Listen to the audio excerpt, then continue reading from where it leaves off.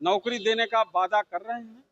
जनता उनके बहकावे मानने वाली नहीं है, क्योंकि जनता को पता है कि नौकरी तो दे सकते हैं, लेकिन उसके बदले में जमीन भी लिखाने का काम करेंगे। राहुल गांधी के ही मंच से उनकी मां को गालियां देने का काम किया गया था, यानी कि राहुल गांधी की सह पर ही ये सब कुछ हो रहा है। उनको ऐसा लग रहा है कि माननीय प्रधानमंत्री जी को अपमानित करके ही वो बिहार का चुनाव जीत सकते हैं। छठ मैया इनको श्राप देंगी, ये कभी देश के प्रधानमंत्री नहीं बन सकते हैं। और उनके जो साथ में चल रहे हैं तेजस्वी यादव जी, कभी इस प्रदेश के मुख्यमंत्री नहीं बन सकते। छठ मैया का श्राप इनको जरूर लगेगा। नमस्कार, आप देख रहे हैं न्यूज़ फॉर नेशन। मैं रंजीत कुमार। उत्तर प्रदेश के मंत्री और जनेंद्र प्रताप राठौर ने आज बिहार आते ही तेजस्वी यादव को साधा निशाना और कहा कि बिहार में नौकरी के बदले में कितने लोग को जमीन लिखवाएंगे। ये तेजस्वी यादव पहले क्लियर करें कि क्लर्क में कितने लिखवाएंगे, बीपीएससी में कितने लिखवाएंगे, सारे क्या कुछ कर रहे हैं।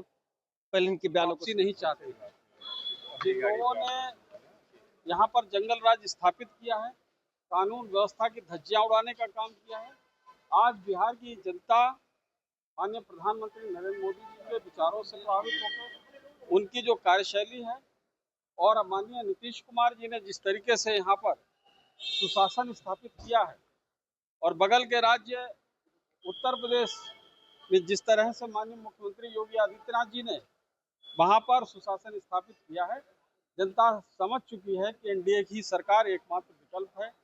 जो लोग नौकरी देने का वादा कर रहे हैं, जनता उनके बहकावे मानने वाली नहीं है, क्योंकि जनता को पता है कि नौकरी तो दे सकते हैं, लेकिन उसके बदले में जमीन भी लिखाने का काम करेंगे। कल राहुल गांधी यहाँ आए हुए थे, उन्होंने कहा कि पीएम मोदी को अगर वोट के लिए डांस करने के लिए कहा जाए तो वो भी वोट कैसे कर देंगे। देखिए, राहुल गांधी मानसिक रूप से परिपक्व नहीं है और वो अभी भी बहुत ही बहुत निचले स्तर पर चले जाते हैं राजनीतिक स्तर में।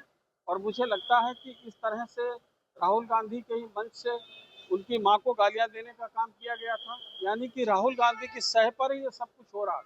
उनको ऐसा लग रहा है कि माननीय प्रधानमंत्री जी को अपमानित करके ही वो बिहार का चुनाव जीत सकते हैं। उनकी ये गलतफहमी है। बिहार की जनता उनको सबक सिखाने का काम करेगी। को लेकर के कल राहुल गांधी ने कहा था कि मोदी जी ड्रामा करते हैं, और आज प्रधानमंत्री ने कहा है कि आरजेडी और कांग्रेस वाले अपमानित कर रहे हैं, जो लोग व्रत रखती है वो लोग। छठ मैया इनको श्राप देंगी, ये कभी देश के प्रधानमंत्री नहीं बन सकते हैं। और उनके जो साथ में चल रहे हैं तेजस्वी यादव जी, कभी इस प्रदेश के मुख्यमंत्री नहीं बन सकते। छठ मैया का श्राप इनको जरूर लगेगा। एसआईआर के मुद्दे पे टीएमसी लीडर्स का बयान आ रहा है। कोई कह रहा है कि कांग्रेस वोट देनी चाहिए, कोई कह रहा है बीजेपी को बांध देना चाहिए। क्या कहना है? एसआईआर के मुद्दे पे बंगाल में विवाद है सर एसआईआर के विषय पर, और बीजेपी को धमकी तक ये दे रहे हैं। देखिए, ऐसा एसआईआर कितने अच्छे ढंग से बिहार में निपटा है। बाकी अन्य राज्यों में भी 7-8 राज्यों में एसआईआर का काम शुरू हो गया है, उत्तर प्रदेश में भी शुरू हुआ है। मुझे लगता है कि पूरे देश की जनता को एसआईआर का स्वागत करना चाहिए। देश में पहली बार नहीं एसआईआर हुआ, इससे पहले भी 8 बार एसआईआर हो चुका है।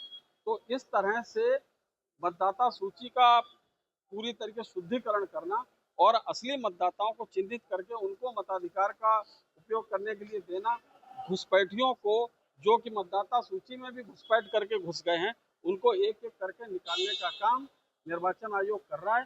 भारतीय जनता पार्टी समेत सभी लोग, पूरी देश की जनता निर्वाचन आयोग के साथ है, और निर्वाचन आयोग एक संवैधानिक संस्था है।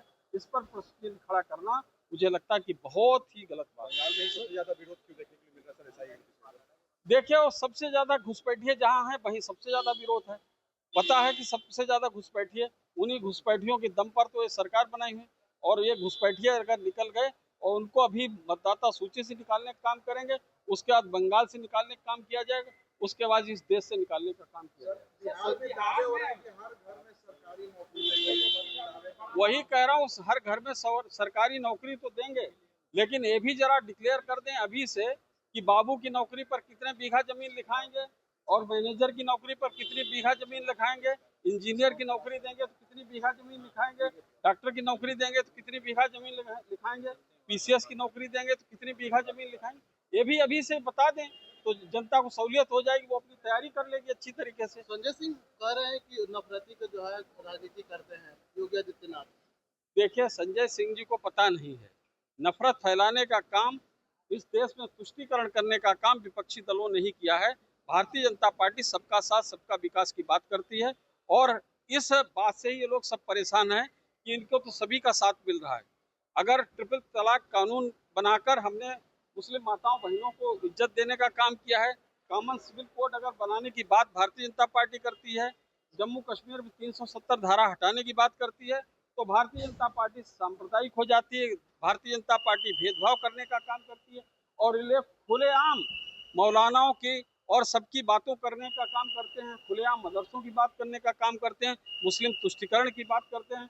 ये लोग पूरी तरीके से ये सेकुलर हो जाते हैं, ये मेरे समझ से परे। आपने सुना कि तेजस्वी यादव पर और लगातार संजय प्रसाद सिंह पर लगातार निशाना साध रहे थे और कहा जा रहा था कि बिहार में एनडीए की ही सरकार बनेगी।